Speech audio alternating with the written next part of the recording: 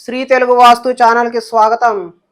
ఇవాల్టి వీడియో ఏంటంటే వాస్తు అంటే ఏంటి, అద్దె ఇంటి వారికి వాస్తు వర్తిస్తుందా, సొంత ఇంటి వారికి మాత్రమే వర్తిస్తుందా అనే విషయం గురించి ఎక్స్ప్లెయిన్ చేయబోతున్నాను.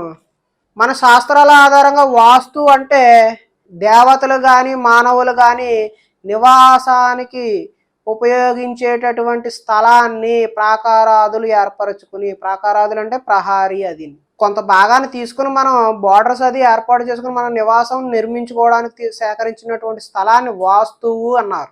వాస్తువు అంటే వస్తువు అని. ఆ వాస్తువుకి ఏ విధంగా నిర్మాణం చెయ్యాలో, ఎక్కడెక్కడ అమరికలు ఏ విధంగా ఉండాలో చెప్పినటువంటి శాస్త్రాన్ని వాస్తు శాస్త్రము అన్నారు. అదేవిధంగా వసతి ఇతి వాస్తు అనే శాస్త్రవచనం ఆధారంగా వసతి, వస అంటే సంస్కృతంలో నివసించు అని అర్థం. దాని ఆధారంగా వసతి ఇతి వాస్తు అంటే నివాసానికి ఉపయోగించే స్థలాన్ని వాస్తువు అన్నారు. అంటే కన్ఫ్యూజ్ చేయదలుచుకోలేదండి. మనం ఇంట్లో నివాసం ఉండడానికి ఏర్పరచుకున్నటువంటి స్థలాన్ని, బౌండరీస్తో ఉన్నదాన్ని, అంటే ఇక్కడికి ఇది నాది అనుకున్న స్థలం ఏదైతే ఉందో దాన్ని వాస్తువు అన్నారు. దాంట్లో గృహ నిర్మాణం ఏ విధంగా చేయాలి చెప్పిన శాస్త్రాన్ని వాస్తు శాస్త్రం అన్నారు. ఇకపోతే అద్దింట్లో ఉన్న వారికి ఫలితాలు వస్తాయా, ఆ ఇంటి ఓనర్కు వస్తాయా అనే విషయాన్ని పరిశీలన చేస్తే, ఫస్ట్ ఆఫ్ ఆల్ వాస్తులో ఇది తూర్పు, పడమర, ఉత్తరం, దక్షిణం అని చెప్పి 4 భాగాలు చేసుకున్నప్పుడు సెంటర్లో ఈశాన్య భాగంలో నీరు ఉంటుంది, ఆగ్నేయ భాగంలో అగ్నితత్వం, అగ్నిదేవుడు ఉంటారు, నైరుతి భాగంలో భూదేవి ఉంటుంది, వాయవ్య భాగంలో వాయువు, వాయుదేవుడు, అదేవిధంగా సెంటర్లో పార్ట్లో ఆకాశం, బ్రహ్మస్థానం. ఇలా ఈ ఆకాశం, భూమి, అగ్ని, వాయువు, నీరు, 5 కూడా పంచభూతాలు. పంచభూతాల సరైన అమరికే వాస్తుశాస్త్రము. ఇకపోతే ఈ పంచభూతాలు ప్రతి మానవుడికి అవసరమే. నీరు కావాలి, అగ్ని కావాలి, భూమి కావాలి, వాయువు కావాలి, ఆకాశం కావాలి. ఈ 5 లేనిదే మానవ జీవనం కొనసాగదు. దీని ఆధారంగా అద్దింట్లో ఉన్నవారికి ఆ ఇంటి యొక్క ఫలితాలు చెందుతాయి. అంటే పాజిటివ్ ఫలితాలు చెందుతాయి, నెగిటివ్ ఫలితాలు కూడా ఆ గృహంలో నివసించే వారికి మాత్రమే చెందుతాయి. అద్దింట్లో ఉంటే ఓనర్కి చెందుతాయి అన్న విషయం అసంబద్ధం. అద్దింట్లో ఉన్న వారే కాదండి, ఆ ఇంట్లో ఉన్న నీరు వాడుకునేది, ఆ ఇంట్లో అగ్ని పెట్టేది, ఆ భూమిపై నివసించేది, ఆ ఇంట్లో వాయువు పీల్చేది, ఆ ఇంట్లో ఉన్నటువంటి పంచభూతాలని వాడుకునేది ఎవరైతే వారికి మాత్రమే ఫలితాలు అందుతాయి. ఇకపోతే ఇందులో చిన్న కాంట్రవర్సీ ఉంది. మత్స్య పురాణంలో, అదేవిధంగా మయబ్రహ్మ కూడా చెప్పారు మయవాస్తులో, ప్రతి గృహస్థునికి సొంత గృహం ఉండి తీరాలి అని.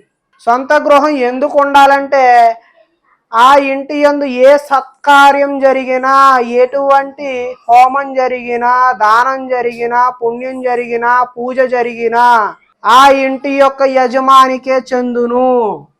అర్థమైంది కదండి? ఆ ఇంటి యజమానికి మాత్రమే. ఆ ఇంట్లో ఎవరు చేసినా, మనం ఇల్లు అద్దెకి ఇచ్చేసామండి, ఆ అద్దెకున్న వాళ్ళు ఏ సత్కార్యక్రమం చేసినా, ఒక హోమం చేసినా, ఒక దానం చేసినా, ఒక పూజ చేసినా, ఒక వ్రతం చేసినా ఇంటి యజమానికి మాత్రమే చెందును అని చెప్పబడింది. అంటే అర్థమైంది కదండి? అందుకనే ఏ సత్కార్యక్రమం చేయాలన్నా సొంత గృహం ఉండాలని చెప్పబడింది. మన పెద్దలు కూడా చెప్తూ ఉంటారు, చిన్నదో పెద్దదో ఒక గృహాన్ని ఏర్పరచుకొని ఆయన సొంత ఇల్లు ఉంటేనే నీకు అన్నీను అని. దాని అర్థం ఏంటంటే మత్స్య పురాణంలో ఉందండి. ఏంటంటే సొంత ఇంట్లో ఉన్నప్పుడు మాత్రమే మనం చేసే యజ్ఞ యాగాది క్రతువులు, దాన ధర్మాది ఫలితములు మనకు చెందుతాయి.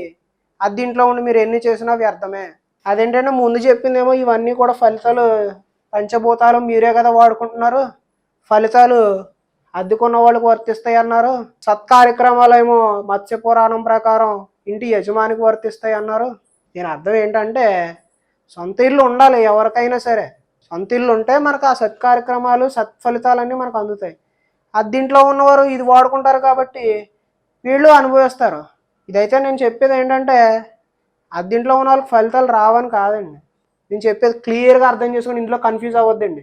సత్కార్యక్రమాలు అంటే యజ్ఞ యాగాది క్రతువులు, పూజలకు సంబంధించినవన్నీ కూడా ఇంటి ఓనర్కి చెందుతాయి. ఆ ఇంట్లో నివసించే వారికి ఈ పంచభూతాల ఆధారంగా వచ్చే ఫలితాలు చెందుతాయి. అర్థమైంది కదండి క్లారిటీగా? కన్ఫ్యూజ్ అవ్వద్దండి. గృహ నిర్మాణం చేసి ఆ ఇంటి యొక్క వాస్తు ఏదైతే ఉందో వాస్తు శాస్త్రం ఆధారంగా వచ్చేటటువంటి ఫలితాలు అద్దింట్లో ఉన్న వారికి వర్తిస్తాయి. ఆ ఇంట్లో చేసేటటువంటి సత్కార్యక్రమాల యొక్క ఫలితాలు ఓనర్కి చెందుతాయి. వీలైనంత వరకు సొంత ఇల్లు ఏర్పరచుకోండి అని చెప్తున్నాను. అలాగని చేసి అప్పులు చేసి చేయకండి. కాబట్టి అద్దింట్లో ఉన్నా కూడా మీకు వాస్తు శాస్త్ర ఫలితాలు మీకే చెందుతాయి. సత్కార్యక్రమాలు చేసిన ఫలితాలు యజమానికి చెందుతాయి. అంటే యజమాని అంటే ఎవరండి? ఎవరైతే శంకుస్థాపన చేసి వాస్తు పురుషునికి జీవం పోసారో వారు యజమాని కింద వస్తారు. ఆల్రెడీ గృహ నిర్మాణం చేసి ఉన్నటువంటిది మీరు కొనుక్కున్నారంటే ఆ శంకుస్థాపన మీరు చేసినట్టు కాదు. మనకు పత్రాలే మీవి, పత్రాల ఆధారంగా మీది, కానీ శంకుస్థాపన మీరు చేయలేదు. శంకుస్థాపన ఎవరైతే వారి చేత్తో చేశారో వారే యజమాని, ఆ దంపతులే యజమానులు. రెడీగా ఉన్న ఇల్లు కొనుక్కొని ఇది మేము యజమానులు, ఈ ఫలితాలు మాకు అందుతాయా అంటే అందవు. వీలైనంత వరకు ప్రతి కార్యక్రమం శంకుస్థాపన దగ్గర నుంచి అన్నీ కూడా చూసుకుని సొంత గృహం నిర్మించుకోవడానికి ప్రయత్నం చేయండి. చక్కటి ప్లాన్ తీసుకోండి. పురాణాల ఆధారంగా శాస్త్రంలో ఏముందో అదే చెప్తున్నానండి, నోటుకొచ్చింది కాదు. ఇంకా ఏదైనా సందేహాలు ఉంటే మమ్మల్ని వాట్సాప్లో సంప్రదిస్తే ఉచితంగానే తెలియజేయడం జరుగుతుంది.